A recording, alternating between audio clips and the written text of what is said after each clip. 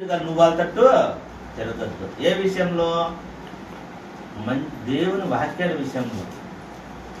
ఇప్పుడు నాకే జ్ఞానం లేకపోతే వాళ్ళు చెప్పిందల్లా వినాల్సి వస్తారు. అవునా కదా? మంచిదే మళ్ళీ అని వెళ్ళిపోతా ఉంటారు. ఈ విషయమే కాదు, ఇంకొక విషయాలు కూడా. అంటే దేవునికి వ్యతిరేకమైన కార్యాల తట్టు తిరిగినప్పుడు నువ్వు వాళ్ళని సరిచేయాలనే కానీ వాళ్ళతో నువ్వు కలిసిపోవాకు అని ఏం చెప్తాను దేవుడు?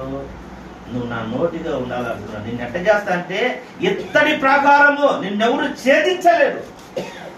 ఇత్తడి గట్టిగా ఉంటావు, స్థిరంగా ఉంటావు, నిన్నెవరు ఏమీ చేయలేరు. ఎప్పుడు అంటే నువ్వు వాక్యానికి విధేయత చూపి దేవుని మాటగా దేవుని వాక్యం అనే పునాది పైన నువ్వు కట్టుకున్నట్లయితే నీ జీవితాన్ని నువ్వు ఎలాగుంటావంటే ఇత్తడి ప్రాకారముగా ఉంటావు అని చెప్తూ మళ్ళీ ఏమంటాడు? ఒకవేళ నీకు సమస్యలు వస్తాయి, సమస్యలు రాకుండా ఉంటాయా? సేవకునికి వస్తాయి, నిన్ను విడిపిస్తారంటున్నాడు, నిన్ను రక్షిస్తారంటున్నాడు. ఇంకా ఏమంటున్నాడు ఆయన? నువ్వు వారు నీతో యుద్ధం చేస్తారంట. ఎవరు? నీతో వాళ్ళు యుద్ధం చేస్తారు కానీ గెలిచలేరంట. ఆ మాట ఉన్నాడు. వాళ్ళు నీతో యుద్ధము వారు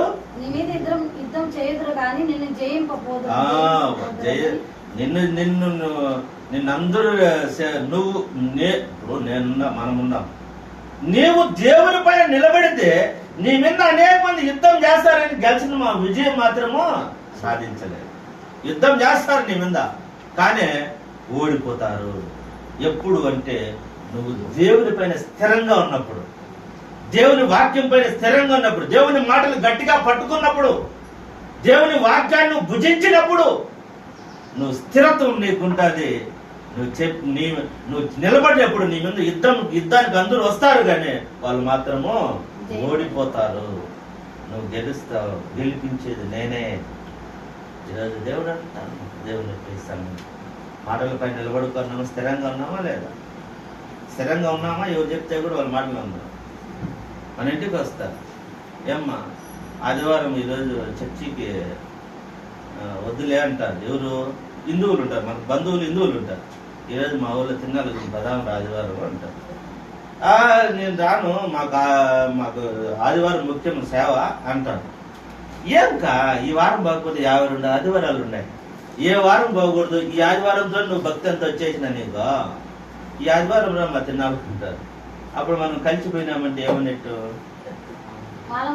ఈ ఆదివారం ఒకటేనా? 52 ఆదివారాలు ఉన్నాయి.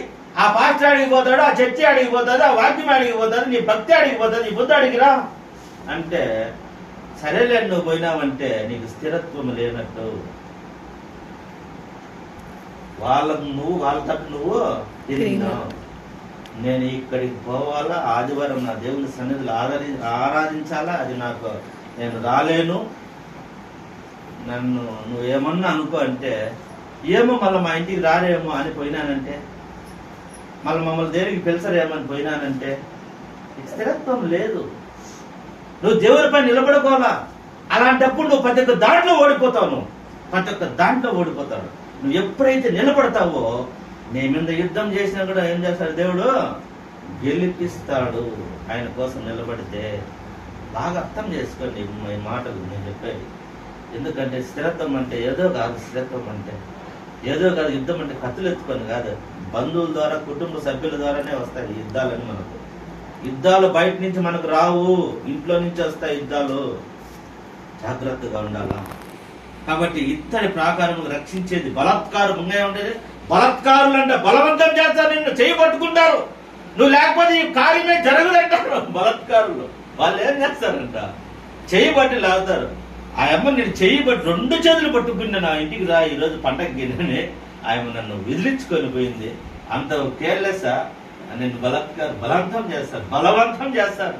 ఈరోజు ఆదివారం నిన్ను సంఘానికి సాగిపించడానికి నేను ఎంత బలవంతం చేస్తారంటే 2 వీలైతే కాళ్ళు కూడా పట్టుకుంటారు. కాళ్ళు కూడా. అది ఎవరు వాళ్ళు? బలత్కారులు అంటే ఎవరు? బలవంతం చేసేవాళ్ళు.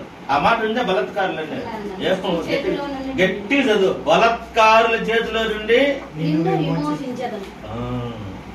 విడిపిస్తారు. ఎప్పుడు నువ్వు నిలబడితే. నువ్వు కలిసిపోదాంపా అంటే ఆ శాంతి కూడా లేకుండా పోతే ఏమీ లేదు. నువ్వే ముందే కలిసిపోతా అంటే ఇంకా ఆయన విమోచించేంత కార్యం ఏం చేస్తాడు? కాబట్టి నువ్వేం చేయాలా? ఇప్పుడు మనము ఏం చేయాలి చెప్పండి? మనలో స్థిరత్వం ఉండాలి. అది స్థిరమైన మనస్సు కలిగి ఉండాలి. స్థిరంగా ఉండాలి దేవుని మాటలు. ఇంకా అపోస్తల కార్యంలో